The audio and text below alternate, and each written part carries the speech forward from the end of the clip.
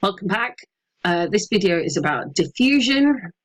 So particles move about randomly and after a bit they end up evenly spaced out. We're learning about diffusion because diffusion is one of the ways that cells get the stuff that they need to survive. Don't be put off by the fancy word diffusion though. It's simple. It's just a gradual movement of particles from a place where there are lots of them to places where there are fewer of them. It's a natural tendency for things to spread out. Unfortunately, you do have to learn the fancy way of saying the same thing, which is this. Diffusion is the spreading out of particles from an area of higher concentration to an area of lower concentration. Diffusion happens in both solutions and gases. A solution is made from a soluble solid, which is dissolved in a solute. So soluble solid, something like salts, sugars. A solute is the liquid that will do the dissolving. And the simplest type is when different gases will diffuse through each other. Things like farts or people spraying too much perfume. You can smell the smell, it moves around. This is because the particles in a gas are free to move about randomly. Examples in liquid, if I made a cup of tea, when I put the tea bag in the water, then I can see diffusion, and again, liquid particles are free to move around.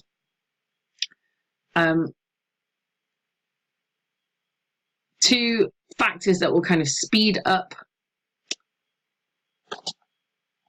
the rate of diffusion are the concentration gradient. So if there is a bigger difference in the number of particles on one side than there is on the other, it will go faster.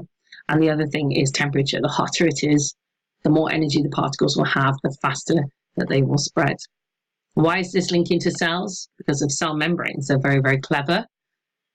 They're clever because they can hold the cell together, but they let stuff in and out as well.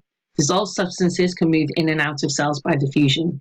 Only very small molecules can diffuse through the cell membrane. Things like oxygen, which is needed for respiration, glucose, amino acids, and water. Big molecules like starch and protein can't fit through the membrane. Just like with diffusion in air, particles flow through the cell membrane from where there is a higher concentration, lots of them, to where there is a lower concentration, not so many of them.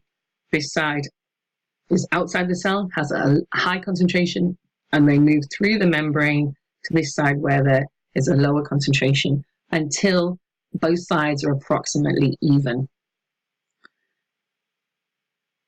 They're only moving about randomly, of course, so they do go both ways. Some of them will go back, some of them will go forward, but we call this a net movement, an overall change from side to side.